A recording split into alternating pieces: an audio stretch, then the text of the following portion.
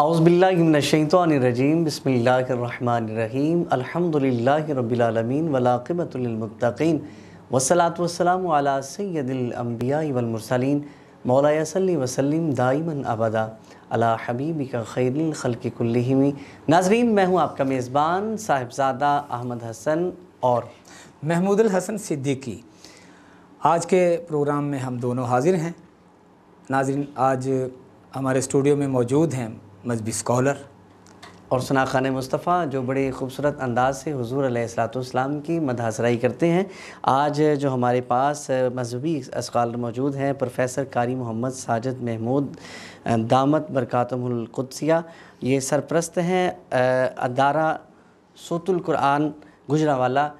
ہم ان سے سوال و جواب بھی کریں گے، اور رمضان المبارک کی بابرکت ساعتوں میں آپ کوشش کریں کہ زیادہ سے زیادہ نیکیاں سمیٹیں، کوشش کریں زیادہ سے زیادہ غرباء کا، مساکین کا خیال رکھیں، اور اس مہینے میں زیادہ سے زیادہ عبادت کریں۔ اور یہ ایسا برکتوں رحمتوں والا مہینہ ہے، اس میں جو بھی آپ اعمال کریں گے اس کا اجر و ثواب آپ کو زیادہ کر کے واپسی لوٹایا جائے گا۔ اور یاد رکھیں کہ یہ ایسا مہینہ برکتوں والا ہے کہ آپ کی جولی اس مہینے میں خالی نہ رہے۔ تعارفی سلسلے کی جانب میں گزارش کروں گا محمود الحسن صدیقی صاحب سے کہ وہ اپنے ثناء خانوں کا تعارف کروا دیں۔ احمد بھائی، ہمارے پروگرام میں آج دو ثناء خان جو جنہوں نے جوائن کیا ہے، جی ان میں سے میں نے ایک کا تعارف کروانا ہے۔ اچھا، ایک نعت خان آپ کے حصے میں آتا ہے۔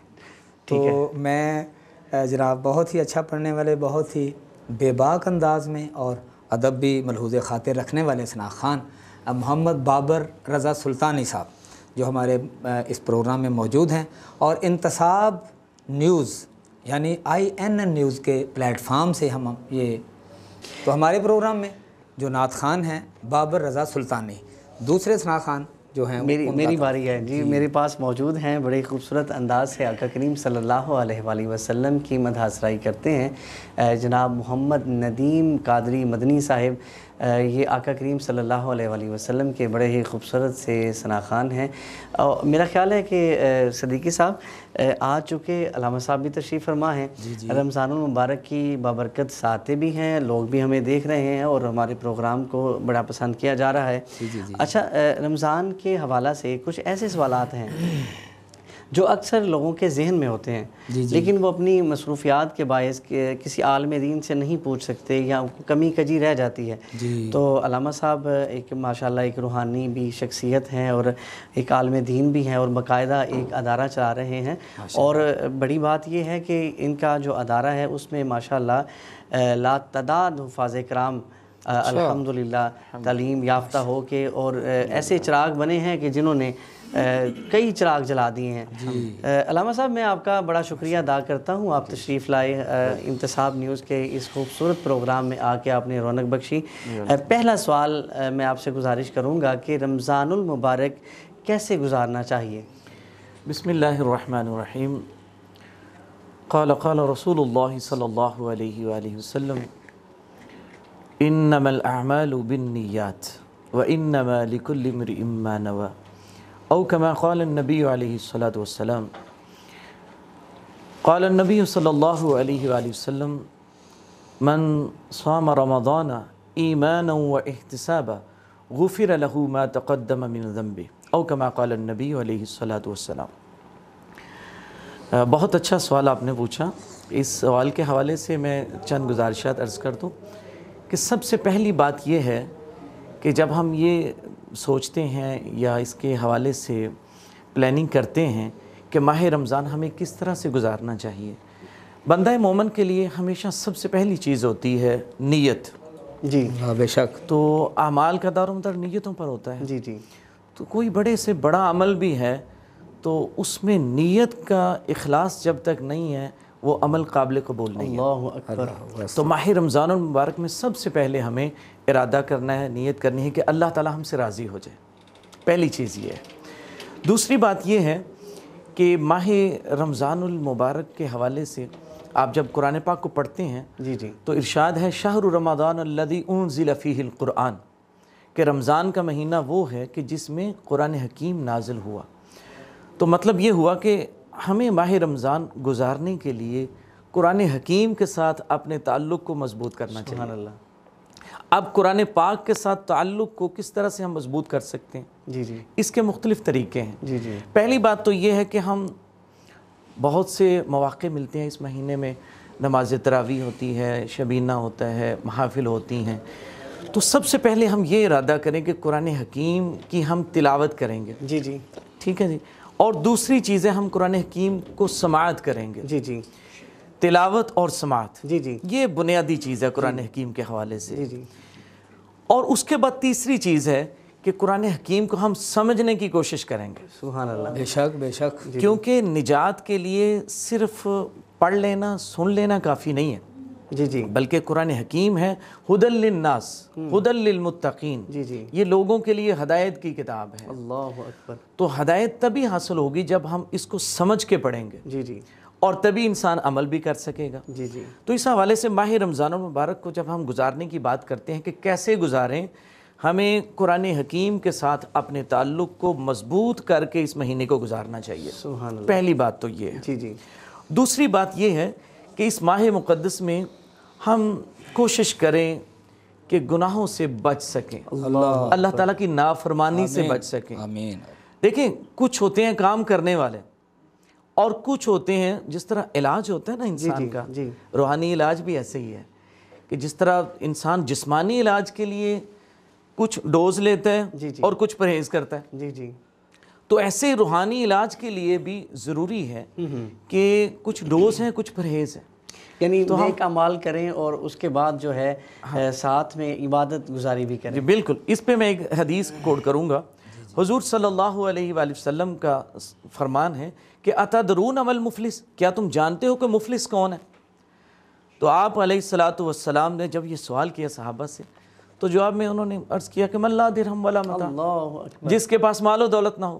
میں مختصر کر رہا ہوں خلاصتاً۔ جی جی تو آپ صلی اللہ علیہ وآلہ وسلم نے فرمایا کہ نہیں، میری امت میں مفلس وہ ہے من یأتی یوم القیامہ بصلاۃ بصیام بصدقہ، قیامت کے دن آئے گا، روزے بھی لے کر آئے گا، نمازیں بھی لے کر آئے گا، صدقات بھی لے کر آئے گا، لیکن نہ اس کے پاس نمازیں رہیں گی، نہ روزے رہیں گے، نہ صدقات رہیں گے۔ اللہ اکبر۔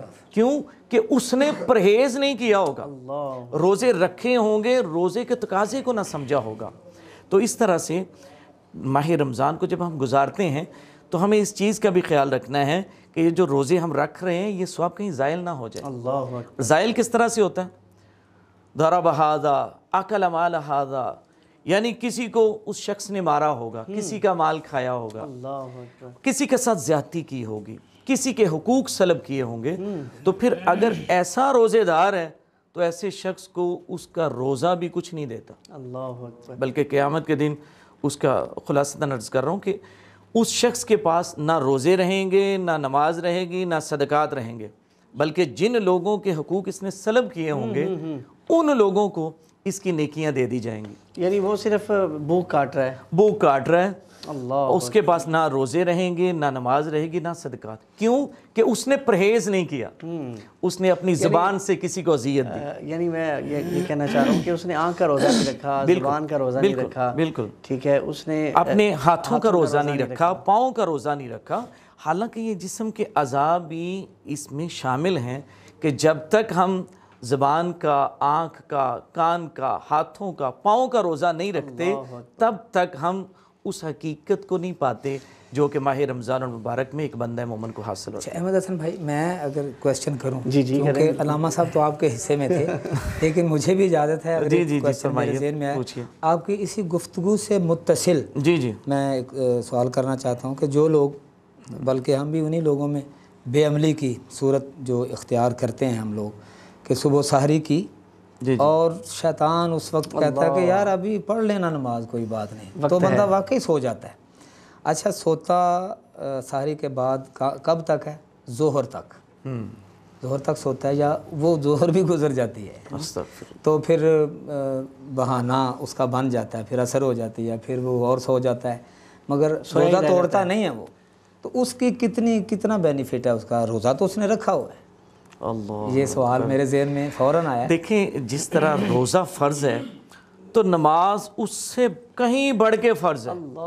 روزہ تو میرے بھائی سال کے بعد فرض ہے، اور نماز دن میں 5 بار فرض ہے، اور قرآن حکیم کو جب ہم پڑھتے ہیں تو کم و بیش 700 بار نماز کا تذکرہ آیا ہے۔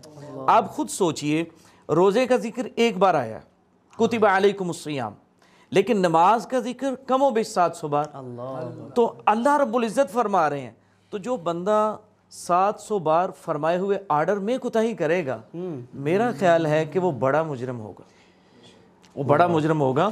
تو ایسے روزے کی اللہ تعالیٰ کو حاجت نہیں ہے۔ وہ ایک اور حدیث میں کوٹ کر دوں اگر وقت اجازت دے، بسم اللہ کیجیے، کہ حضور صلی اللہ علیہ وسلم نے فرمایا کہ بہت سے روزے دار قیامت کے دن ایسے ہوں گے کہ بھوک اور پیاس کے علاوہ انہیں کچھ بھی نہیں ملے گا، انہوں نے روزے کے تقاضوں کو پورا نہیں کیا۔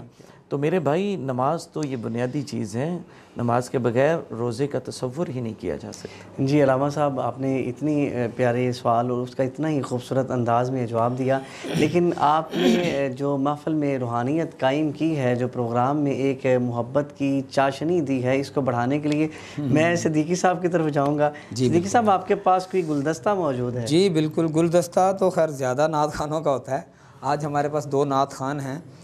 سب سے پہلے میں اپنے نعت خوان کی طرف بڑھوں گا، جس کا میں نے پہلے اناؤنس کیا۔ اچھا، یہاں آج اپنا ہے؟ جی آج اپنا ہے۔ تھوڑا سا دلچسپ کرنا چاہیے پروگرام کو، نہ کہ دیکھنے والا جمائیاں لینے لگ جائے، تھوڑا سا ایکٹیو اور نئی بات ناظرین کو ہم نے دینی ہے۔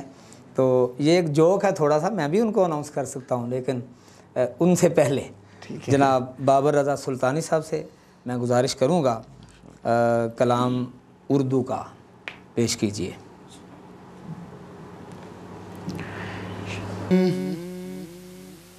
اپنے دامان شفاعت میں چھپائے رکھنا،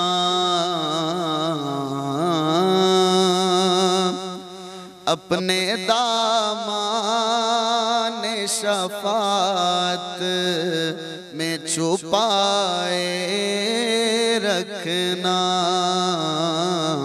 اپنے دامان شفاعت میں چھپائے رکھنا، اپنے دامان شفاعت میں چھپائے رکھنا، میرے سرکار میری بات بنائے رکھنا، میرے سرکار میری بات بنائے رکھنا۔ میں نے مانا کہ نکما ہوں، مگر آپ کا ہوں، میں نے مانا کہ نکما ہوں، مگر آپ کا ہوں، اس نکمے کو بھی سرکار نبھائے رکھنا، اس نکمے کو بھی سرکار نبھائے رکھنا، میرے سرکار میری بات بنائے رکھنا۔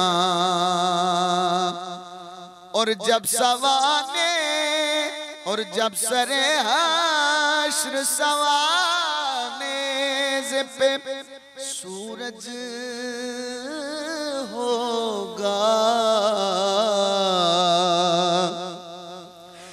جب سر حشر سوانے پہ سورج ہوگا، اپنی کملی کے گناہگار پہ سائے رکھنا، اپنی کملی کے گناہگار پہ سائے رکھنا، میرے سرکار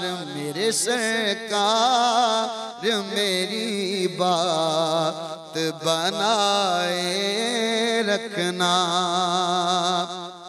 ذرہ خاک کو خورشید بنانے والے،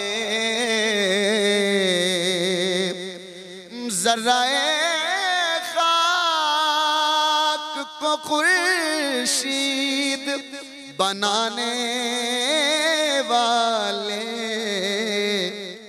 خاک ہوں خاک کو قدموں سے لگائے رکھنا، خاک ہوں خاک کو قدموں سے لگائے رکھنا، میرے سرکار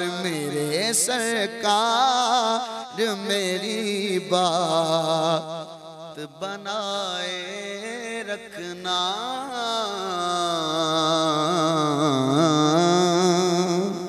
آمین کیا آمین کہنے ثم جی، آمین، بہت میرے اچھا۔ سرکار میری بات بنائے رکھنا۔ صدیقی صاحب، آپ کے پاس کون سا سوال موجود ہے جو آپ علامہ صاحب سے کرنا چاہ رہے ہیں؟ جی میرے پاس بھی ایک کویسچن تھا جناب علامہ پروفیسر قاری محمد ساجد محمود صاحب کے لیے۔ جی بسم اللہ۔ فلسفہ رمضان یا فلسفہ صیام کیا ہے؟ بسم اللہ الرحمن الرحیم۔ یا ایہا الذین آمنوا کتب علیکم الصیام کما کتب علی الذین من قبلکم لعلکم تتقون۔ اللہ رب العزت نے قرآن مجید میں ارشاد فرمایا، اے ایمان والو، تم پر روزے فرض کیے گئے جیسا کہ تم سے پہلے لوگوں پر فرض کیے گئے، بے شک، لعلکم تتقون۔ اسی آیت کے آخری ورڈ پہ غور فرمائیں تو فلسفہ صیام اس کے اندر بیان ہے، جی جی اچھا جی، فلسفہ رمضان اس کے اندر بیان ہے۔ میں اس کی وضاحت بعد میں کرتا ہوں، پہلے مجموعی طور پر اللہ رب العزت نے جو عبادت کا ایک پورا سلسلہ ہمیں ارشاد فرمایا ہے، مجموعی طور پر دیکھیں یا اس کو انفرادی طور پر دیکھیں۔ پورے قرآن پاک پہ جب آپ نظر دوڑاتے ہیں تو آپ کو پتہ چلتا ہے، ارشاد ہوتا ہے یا ایھا الناس اعبدوا ربکم الذی خلقکم۔ اگر ملا کے پڑھیں گے تو یوں پڑھیں گے، یا ایھا الناس اعبدوا ربکم الذی خلقکم والذین من قبلکم لعلکم تتقون۔ اے لوگو، اپنے رب کی عبادت کرو جس نے تمہیں پیدا کیا اور تم سے پہلے لوگوں کو پیدا کیا، لعلکم تتقون، سیم ورڈ، وہی لفظ ادھر ہے وہی لفظ ادھر ہے۔ جی مجموعی طور پر اللہ تعالیٰ نے فرمایا کہ عبادت کا تمہیں حکم دیا جا رہا ہے، کس وجہ سے؟ لعلکم تتقون، تاکہ تم پرہیزگار ہو جاؤ۔ وہاں پہ بھی فرمایا لعلکم تتقون، تاکہ تم پرہیزگار ہو جاؤ۔ روزے والی آیت دیکھ لیں، سیام والی آیت دیکھ لیں، رمضان والی آیت دیکھ لیں، اور مجموعی طور پر آپ عبادات کے حوالے سے آیت دیکھ لیں۔ تھوڑی بات آگے بڑھاتا ہوں۔ آپ دیکھیں قربانی ہم پر لازم ہے، وہ بھی واجب کے زمرے میں ہے، تو اس کے فلسفے کو بھی اللہ تعالیٰ نے جب بیان فرمایا ہے نا، وہاں پہ بھی یہی لفظ ہے، لن ینال اللہ لحومها ولا دماؤها ولکن ینالہ التقوی منکم، کہ ہرگز اللہ تعالیٰ کو یہ گوشت اور یہ خون وغیرہ نہیں پہنچتے، جو مطلوب ہے بندہ سے تقوی منکم، تم سے تقوی مطلوب ہے۔ یہ جو تقوی ہے یا تتقون یا متقین کا لفظ جو استعمال ہوتا ہے، اسی کو ہی فلسفہ صیام کہتے ہیں۔ یعنی مقصد صیام، روزے کا مقصد کیا ہے؟ کہ انسان پرہیزگار ہو جائے، انسان اللہ تعالیٰ کا تابع دار ہو جائے۔ اب تتقون کا مطلب کیا ہے یا پرہیزگاری کا مطلب کیا ہے؟ آسان لفظوں میں اگر میں عرض کروں تو مطلب یہ ہوگا کہ انسان اس راستے کو اختیار کرے جس کو اختیار کرنے کا اللہ تعالیٰ نے حکم ارشاد فرمایا، اور اس راستے سے رک جائے جس راستے سے رکنے کا اللہ تعالیٰ نے ارشاد فرمایا ہے۔ اچھا جی، علامہ صاحب میں نے ایک اور چھوٹا سا سوال اسی میں سے میرا نکل آیا ہے. کوئی بات نہیں. جیسے ہم نعت کا بھی یہ ہمارا پروگرام ہے. جی جی. تو نعت میں جو بندہ نعت پڑھ رہا ہے، لفظ نعت، اس کے ذہن میں لفظ نعت کا لغوی معنی اس کو نہیں پتہ. ایز اے مسلمان ہر بندہ سرکار سے محبت کرتا ہے، نعت پڑھتا ہے. نعت کا معنی ہے صرف اور صرف نبی پاک صلی اللہ علیہ وآلہ وسلم کے سراپا اقدس کے بارے میں جو بھی شعر کی صورت میں تعریف کی جاتی ہے. رمضان ایک لفظ ہے، تو میں چاہوں گا کہ ناظرین کو اب رمضان کے صرف اور صرف رمضان لفظ کا معنی جو بتائیں. یہ بڑا اچھا میرے سے کویسچن آیا ہے. رمضان یہ اصل میں رمضان سے ہے، را میم ضاد. اچھا جی. را میم ضاد جس کا مطلب ہے جلا دینا. اچھا جی. اچھا. یعنی اس کی برکت سے، ماہ رمضان کی برکت سے انسان کے گناہوں کو جلا دیا جاتا ہے. اللہ اکبر. انسان کے گناہوں کو جلا دیا جاتا ہے. یہ اس کا لغوی مفہوم ہے. ظاہر ہے اصطلاح میں بھی اگر ہم اس پہ غور کرتے ہیں تو ایک اور حدیث اگر ہم اس کے ساتھ جوڑ لیں، حضور صلی اللہ علیہ وآلہ وسلم کے پاس حضرت جبرائیل امین حاضر ہوئے. تھوڑی طویل حدیث ہے، میں اس کا صرف ایک حصہ سناؤں گا مفہوماً. آپ صلی اللہ علیہ وآلہ وسلم کے پاس حضرت جبرائیل امین حاضر ہوئے. آپ ممبر شریف پہ جلوہ افروز ہو رہے ہیں، آمین فرما رہے ہیں. 3 بار آپ نے آمین آمین آمین فرمایا. میں صرف ایک موقع کا ذکر کروں گا. آپ علیہ السلام سے بعد میں سوال کیا گیا، صحابہ نے عرض کی یا رسول اللہ صلی اللہ علیہ وسلم اس سے پہلے کبھی آپ نے اس طرح ارشاد نہیں فرمایا. تو حضور صلی اللہ علیہ وسلم نے فرمایا کہ ابھی جبرائیل آئے تھے اور انہوں نے فرمایا تھا کہ ہلاک ہو جائے، برباد ہو جائے وہ شخص کہ جس کو ماہ رمضان ملا اور وہ نیکیاں کما کے جنت حاصل نہ کر سکے. فرماتے ہیں میں نے اس پہ آمین کہہ دیا. تو ماہ رمضان کی برکت سے انسان کے گناہ دھل جاتے ہیں اور اس کو نیکیوں کی توفیق ملتی ہے. یہ بہت بڑی سعادت کی بات ہے. ماشاءاللہ. علامہ صاحب نے اتنی پیاری گفتگو کی اور الفاظ اتنے انہوں نے قیمتی استعمال کیے، دل کرتا ہے کہ ان کی گفتگو سماعت کرتے رہے. لیکن ابھی میری باری باقی ہے. میرے پاس ثنا خان موجود ہیں. صدیقی صاحب نے آج باری والا سلسلہ کیا ہوا ہے. گزارش کروں گا محمد ندیم عطاری صاحب سے کہ وہ آقا کریم صلی اللہ علیہ وآلہ وسلم کی خوبصورت سی نعت ہمیں اور ہمارے ناظرین کو سنائیں. جی بسم اللہ. صلو علی الحبیب صلی اللہ تعالی علی محمد صلی اللہ علیہ وآلہ وسلم. کوئی دنیا عطا میں نہیں، ہم تا تیرا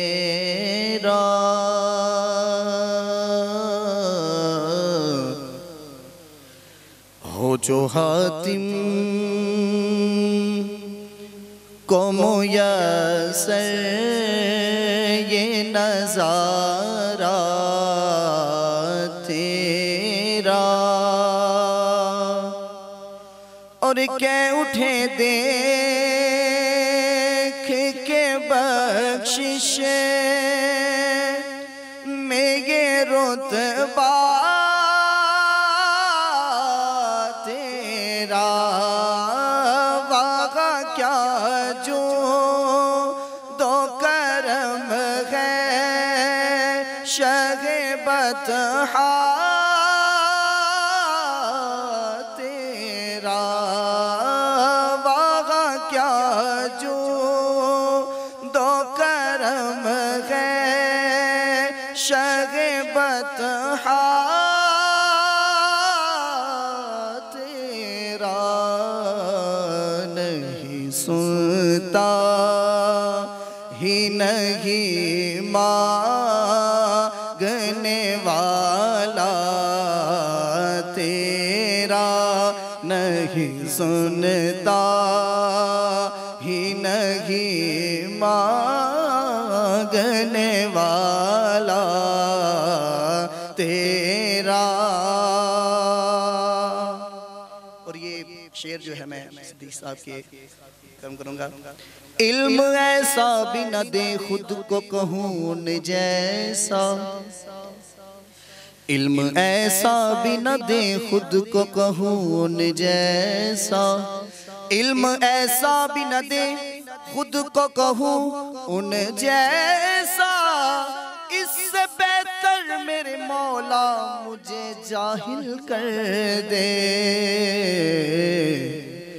کچھ بشر ہونے کے ناطے تجھے خود سا جانے، اور کچھ محض پیامی ہی خدا کا جانے۔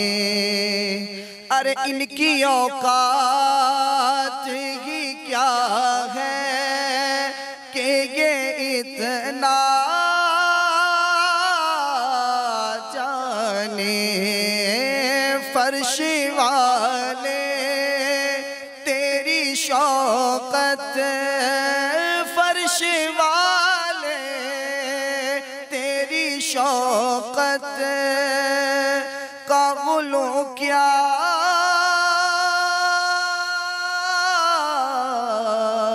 جانے، خسروا عرش پہ اڑتا ہے پھریرا تیرا، خسروا عرش پہ اڑتا ہے پھریرا تیرا۔ اور یہ دوسرا شعر احمد بھائی آپ کی نظر ہے، سماعت کیجئے گا۔ کئی پشتوں سے غلامی کا یہ رشتہ ہے بہار، یہی طفلیوں جوانی کے بتائے ماحوزار، ارے اب بوڑھاپے میں خدا را نہ ہمیں در سے ناٹا، تیرے ٹکڑوں پہ پلے گئے، تیرے ٹکڑوں آقا تیرے ٹکڑوں پہ پلے غیر کی ٹھوکر پہ نہ ڈال، جھرکیاں کھا کہاں چھوڑ کے صدقہ تیرا، جھرکیاں کھائے کہاں چھوڑ کے صدقہ تیرا، وہاں کیا جو دو کرم ہے شہ بطحا تیرا، نہیں سنتا ہی نہیں مانگنے والا تیرا۔ ہمیں اعلیٰ حضرت میں ایک ایسی خوبی دیکھی ہے، ایک ایسی روحانیت دیکھی ہے کہ جو لوگ نعت کے نہیں ہیں، جو نعت سے ریلیٹڈ لوگ نہیں ہیں، ان میں بھی اگر اعلیٰ حضرت کا کلام پڑھ دیا جائے تو وہ سیدھے ہو کے بیٹھ جاتے ہیں۔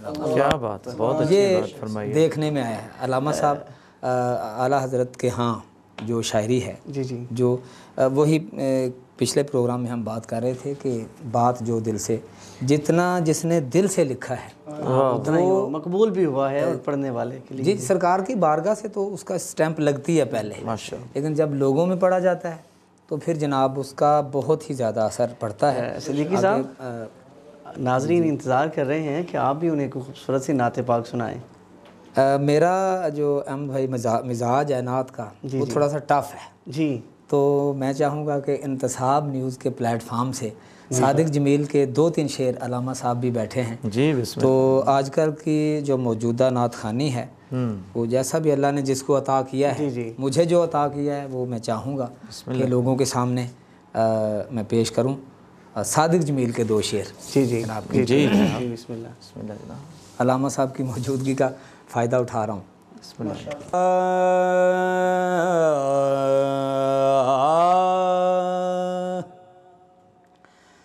حضور آپ کی سنت کو جب سے زیادہ کیا، واہ واہ، کیا کیا، حضور آپ کی سنت کو جب سے زیادہ کیا، میرے چراغ سے سورج نے استفادہ کیا،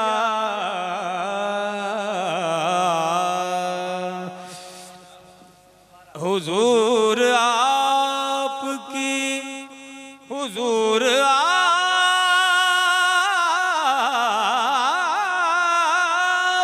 کی سنت کو جب سے زیادہ کیا، میرے چراغ سے سورج نے استفادہ کیا، میرے چراغ سے سورج نے استفادہ کیا،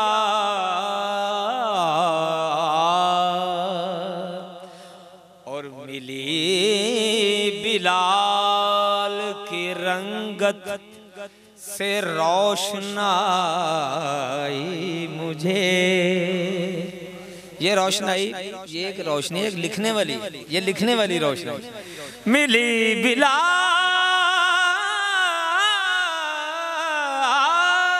کی رنگت سے روشنائی مجھے، ثنائے خواجہ عالم کا جب ارادہ کیا، ثنائے خواجہ عالم کا جب ارادہ کیا، اور میرے وجود کے قابل، میرے وجود کے قابل رہا نہ شاہی لباس، میرے وجود کے قابل رہا نہ شاہی لباس، غبار راہ مدینہ کو جب لبادہ کیا، غبار راہ مدینہ کو جب لبادہ کیا، اور یہ شعر جو میں یاد کروا رہا ہوں کہ انتصاب نیوز کے پلیٹ فارم سے شعر پڑھنے لگا ہوں۔ احمد بھائی شعر دیکھیے گا کہ میں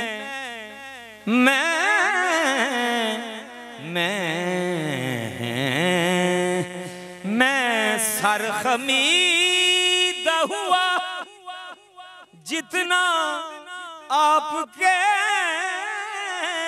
در پر، میں سرخمیدہ ہوا جتنا آپ کے در پر حضور نے مجھے اتنا ہی ایستادہ کیا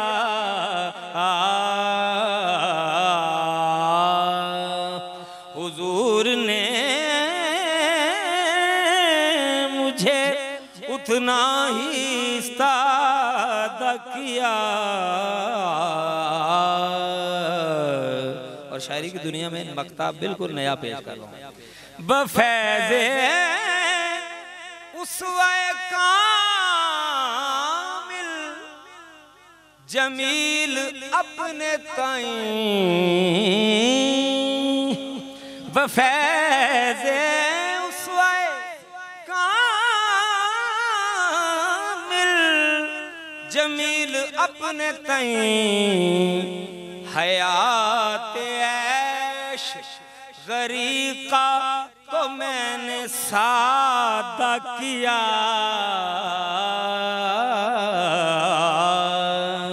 حیات عیش غریقہ کو میں نے سادہ کیا. حضور آپ کی سنت کو جب سے جادہ کیا میرے چراغ سے سورج نے استفادہ کیا.